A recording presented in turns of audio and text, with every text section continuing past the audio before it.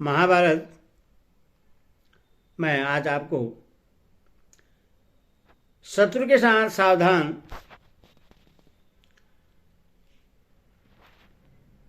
महाभारत आपको आज महाभारत में शत्रु के साथ सावधान रहने के विषय में राजा ब्रह्मदत्त और पूजनी चिड़िया का प्रसंग तथा ब्राह्मण सेवा का महात्म्य की कथा कहूँगा। आप इसको ध्यानपूर्वक सुनिए। राजा युधिष्ठिर ने पूछा, महाभाव, आपने कहा कि शत्रु का कभी विश्वास नहीं करना चाहिए, सो यदि राजा किसी में भी विश्वास न करे तो वह किस प्रकार राज्य की व्यवस्था करेगा। आपकी यह अविश्वास कथा सुनकर तो मेरी बुद्धि बड़ी उलझन में पड़ गई है। कृपया आप मेरा यह शेष दूर कर दीजिए। भीष्म जी बोले, राजन, इस विषय में राजा ब्रह्मदत्त का अपने महल में रहने वाली पूजनी नाम की चिड़िया से संवाद हुआ था, वह तुम सुनो। राजा ब्रह्मदत्त का महल कांपल्य नगर में था। उसके अंतपुर में बहुत दिनों से ही पूजनी नाम की एक चिड़िया रहती थी। वह त्रिग योनि में उत्पन्न होने पर भी सब प्राणियों की बोली समझ सकती थी। वहीं उसके एक बच्चा भी पैदा हुआ और उसी दिन रानी के भी एक कुमार ने जन्म लिया। पूजनी नित्य बढ़ती समुद्र तट पर जाती और वहां से 2 फल लाती थी। उनमें से एक वह राजकुमार को दे देती और दूसरे से अपने बच्चे का पोषण करती। पूजनी का लाया हुआ फल अमृत के समान स्वादिष्ट और बल तथा तेज की वृद्धि करने वाला होता था। उस फल को खा कर राजपुत्र खूब हष्टपुष्ट हो गया। एक दिन धाई उससे गोद में लिए घूम रही थी। इतने ही में बालक की दृष्टि पूजनी के बच्चे पर पड़ी। राजकुमार अपने बाल्य स्वभाव से धाई की गोद में से खिसक गया और उस बच्चे के साथ खेलने लगा। वहां अकेले में जोर से दबोचकर उसने वह बच्चा मार डाला और फिर धाई की गोद में चला गया। जब पूजनी फल लाकर लौटी तो उसने देखा कि राजकुमार ने उसका बच्चा मार डाला है। अपने बच्चे की ऐसी दुर्गति देखकर उसकी आंखों में आंसू भर आए। वह दुख से व्याकुल हो गई और इस प्रकार कहने लगी, क्षेत्रियों का संग करना अथवा उनसे प्रीति या मेल मिलाप करना ठीक नहीं है। ये सबका उपकार ही करते हैं, इनका कभी विश्वास नहीं करना चाहिए। देखो, यह राजकुमार कैसा निर्धन क्रूर और विश्वासघाती है। अच्छा, आज मैं इससे इस बैर का पूरा बदला लूंगी। ऐसा सोचकर उसने अपने पंजे से राजकुमार के दोनों नेत्र फोड़ दिए। यह देखकर राजा ब्रह्मदत्त ने विचार किया कि पूजनी ने राजकुमार से उसके कुकर्म का ही बदला लिया है। इसीलिए वह उससे कहने लगा, पूजनी, हमने तेरा अपराध किया था, तूने उसी का बदला लिया है। अब हम दोनों बराबर हो गए, इसलिए तू अब यहीं रहो और किसी दूसरी जगह मत जा। पूजनी बोली, राजन, जब किसी से बैर बध जाए तो उसकी चिकनी चोपड़ी बातों में आकर विश्वास नहीं करना चाहिए। ऐसा करने से बैर तो दूर होता नहीं, वह विश्वास करने वाला भी मारा जाता है। जब एक बार बैर बध जाता है तो बेटे पोते तक उसका बदला लिए बिना नहीं छोड़ते। इसीलिए जिसने विश्वासघात किया हो उसका कभी विश्वास नहीं करना चाहिए। जो अविश्वसनीय हो उसका विश्वास न करें, और जो विश्वसनीय हो उसका भी अत्यंत विश्वास न करें। विश्वास के कारण उत्पन्न होने वाली विपत्ति जीव का समूल नाश कर डालती है। अतः जब आपस में बैर बध गया तो हमारा मेल होना संभव नहीं है। मैं जिस निमित्त से यहाँ रहती थी अब वो नष्ट हो गया। मैं बहुत दिनों तक बड़े आदर से आपके महल में रही, किंतु अब हमारा बैर ठन गया, इसीलिए मुझे शीघ्र ही यहाँ से जाना होगा। ब्रह्मदत्त ने कहा, जो व्यक्ति अपकार के बदले में अपकार करता है वह अपराधी नहीं माना जाता। इससे तो अपकार करने वाला ऋण मुक्त हो जाता है। इसीलिए तो आनंद से यहीं रहो, कभी मत जा। पूजनी बोली, राजन, जिसका अपकार किया जाता है और जो अपकार करता है उनका मेल नहीं हो सकता। यह बात दोनों ही के हृदय में खटकती रहती है। ब्रह्मदत्त ने कहा, पूजनी, इससे तो बैर शांत हो जाता है और अपकार करने वाले को पाप का फल भी नहीं भोगना पड़ता। इसीलिए अपकार सहने वाले और अपकारी का मेल तो फिर भी हो सकता है। पूजनी बोली, इस प्रकार बैर कभी दूर नहीं होता, और यह समझकर कि शत्रु ने मुझे संतावना दी है उसका विश्वास भी नहीं करना चाहिए। ऐसे अवसर पर विश्वास करने से प्राणों से भी हाथ धोना पड़ता है। इसीलिए फिर मोह न दिखाना ही अच्छा है। ब्रह्मदत्त ने कहा, यदि आपस में बैर रखने वाले भी सासा रहे तो उनमें स्नेह हो जाता है, फिर उनमें बैर नहीं रहता। पूजनी बोली, राजन, पंडित लोग अच्छी तरह जानते हैं बैर 5 कारणों से हुआ करता है।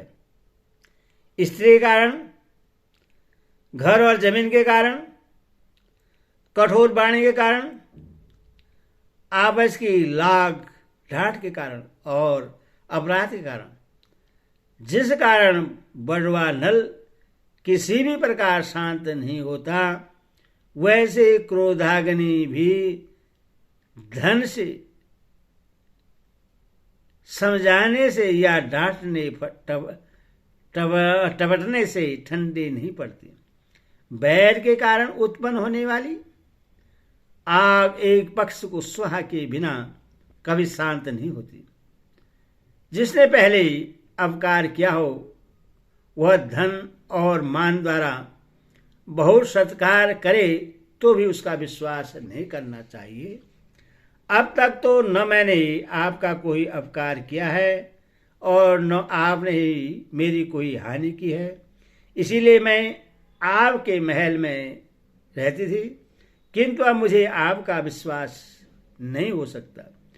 ब्रह्मदत्त ने कहा, पूजनीय, संसार में तरह तरह की क्रियाएं काल के ही कारण होती हैं। काल की प्रेरणा से ही लोग विविध कर्म प्रवृत्त हो रहे हैं। इनमें कौन किसका अपराध करता है? जन्म व मृत्यु का प्रेरक भी समान रूप से काल ही है। काल के कारण ही जीव के जीवन का अंत होता है। इसलिए जो कुछ हुआ है उसमें मैं तेरा कोई अपराध नहीं समझता। तू यहाँ आनंद से रहो, तुझे कोई कष्ट नहीं पहुंचाएगा। तुझसे जो अपराध बन गया है उससे मैंने क्षमा किया, अब तू भी मुझे क्षमा कर दे। पूजने बोले, यदि आप काल को ही सब क्रियाओं का कारण मानते हैं तो किसी का किसी के साथ बैर नहीं होना चाहिए। फिर अपने सगे संबंधियों के मारे जाने पर लोग उनका बदला क्यों लेते हैं और शोकाकुल होकर इतनी हाय हाय क्यों करते हैं?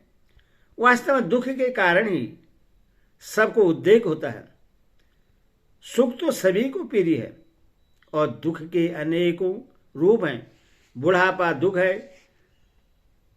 धन क्षय दुख है, अप्रिय पुरुष के साथ रहना दुख है और प्रियजनों से बिछोड़ना दुख है। बध और बंधन से भी सबको दुख होता है तथा स्त्री के कारण और स्वाभाविक रूप से भी दुख होता है। राजन, आपने मेरा जो अपकार किया है और मैंने आपका जो अपराध किया है, उन्हें हम 100 वर्ष में भी नहीं भूल सकते। इस प्रकार आपस में एक दूसरे का अपकार करने के कारण अब हमारा मेल नहीं हो सकता। आप जैसे जैसे अपने पुत्र की दुर्गति को याद करेंगे, वैसे वैसे ही आपका बैर ताजा होता रहेगा। अब इस मरणांत बैर के ठन जाने पर आप जो प्रीति करना चाहते हैं, वह इसी प्रकार असंभव है जैसे मिट्टी का घड़ा एक बार फूट जाने फिर नहीं जुड़ता। जब किसी कुल में दुखदायी बैर बध जाता है तो वह शांत नहीं होता, उससे याद दिलाने वाले बने ही रहते हैं। इसलिए जब तक कुल में एक भी व्यक्ति बना रहता है, तब तक वह खुनस नहीं मिटती। इसीलिए किसी का कुछ बिगाड़ कर देने पर फिर राजा को उसका विश्वास नहीं करना चाहिए। धर्मदत्त ने कहा, विश्वास करने से तो मनुष्य संसार में कुछ भी प्राप्त नहीं। धर्मदत्त ने कहा, अविश्वास करने से तो मनुष्य संसार में कुछ भी प्राप्त नहीं कर सकता। यदि मन में एक प्रकार का भी भय बना रहे तो उसका जीवन ही मिट्टी हो जाएगा। पूजनी बोली, राजन, जिसके दोनों पैरों में चोट लगी हो और फिर भी वह पैरों से ही चलता रहे, तो चाहे कैसी भी सावधानी से चले, उसके पैरों में घाव हो ही जाएगा। जो पुरुष अपने रोगी नेत्रों को हवा के सामने खुले रखता है, उसके नेत्र में वायु के कारण अवश्य ही बहुत पीड़ा बढ़ जाएगी। जो पुरुष अपनी शक्ति का विचार न करके अज्ञान व भयानक मार्ग में चल पड़ता है, उसका जीवन उस मार्ग में ही समाप्त हो जाता है। जो किसान वर्षा के समय का विचार न करके खेत जोतता है, उसका परिश्रम व्यर्थ होता है और उससे अनाज नहीं मिलता। जो पुरुष हितकारी भोजन करता है, उसके लिए वह अन्न अमृत रूप हो जाता है। परंतु जो परिणाम का विचार न करके कुपथ सेवन करता है, उसके जीवन का अंत तो उस अन्न के साथ ही समझो। देह और पुरुषार्थ ये दोनों एक दूसरे के आश्रय से रहते हैं, किंतु उदार पुरुष सर्वदा शुभ कर्म क्या करते हैं और नपुंसक देव के भरोसे पड़े रहते हैं। जो पुरुष कर्म को छोड़ बैठता है, वह दरिद्रता की चंगुल में फंसकर सदा अनर्थों का शिकार बना रहता है। अतः मनुष्य को सर्वस्व की बाजी लगाकर भी अपना हित करना चाहिए। विद्या, शूरवीरता, दक्षता, बल और धैर्य ये 5 मनुष्य के स्वाभाविक मित्र हैं। बुद्धिमान लोग सर्वदा इनके सहवास में रहते हैं। घर, सोना, चांदी, पृथ्वी, स्त्री और सुहृदयगण ये मध्यम कोटि के मित्र हैं। ये मनुष्य को सभी जगह मिल सकते हैं। जो मनुष्य बुद्धिमान होता है वह सभी जगह आनंद में रहता है। बुद्धिमान के पास थोड़ा सा भी धन हो तो वह भी बढ़ता रहता है।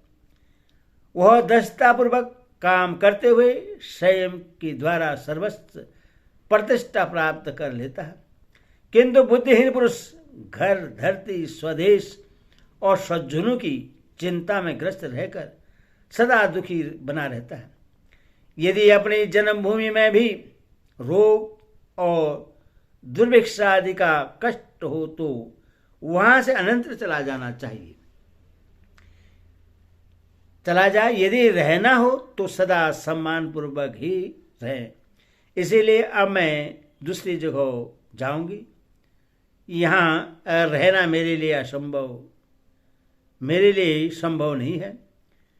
दुष्टा भार्या दुष्टा पुत्र, दुष्टा भार्या दुष्ट पुत्र, कुटिल राजा दुष्ट मित्र, दुमित संबंध और दुष्ट देश को तो दूर से ही छोड़ देना चाहिए।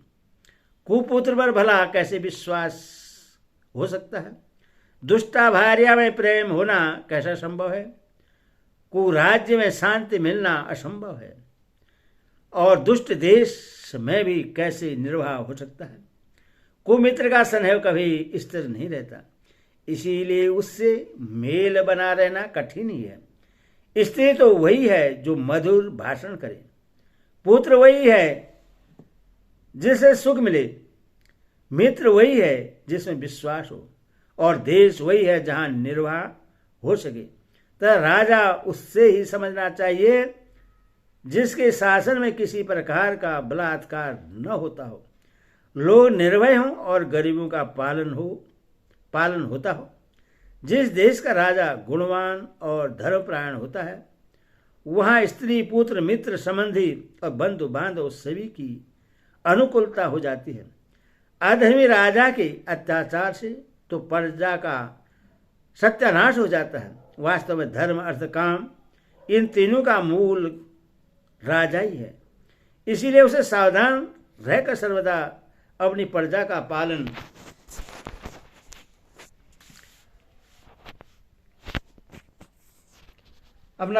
पालन करना चाहिए।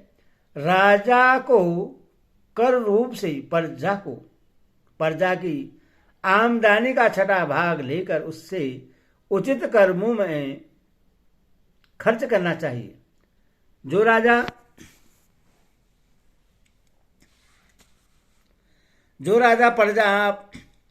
प्रजा की अच्छी तरह रक्षा नहीं करता, वह तो चोर के समान है।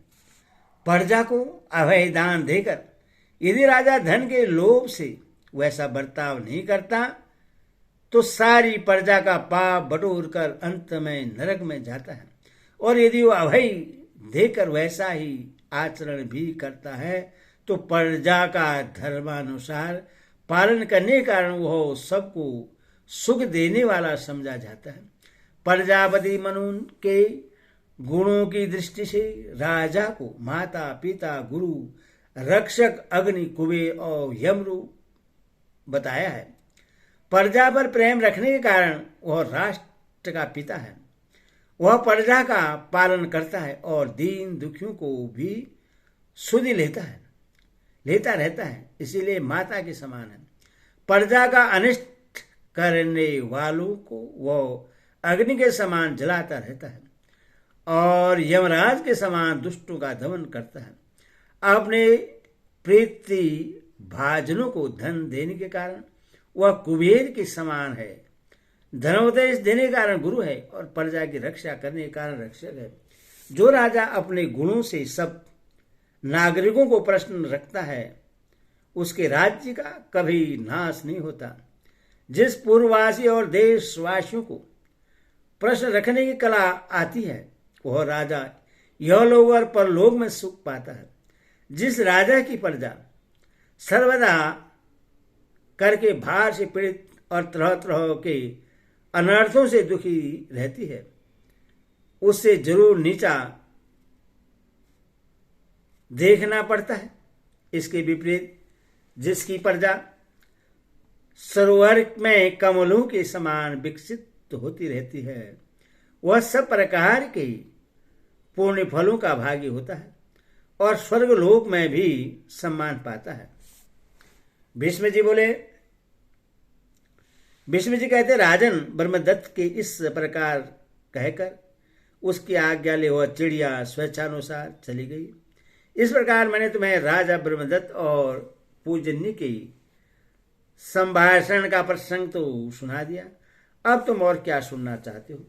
राजा युधिष्ठिर ने पूछा, पितामह क्यों, क्या कोई ऐसी मर्यादा भी है जिसका किसी को उल्लंघन नहीं करना चाहिए? आप सभी सत्पुरुषों में श्रेष्ठ हैं, कृपया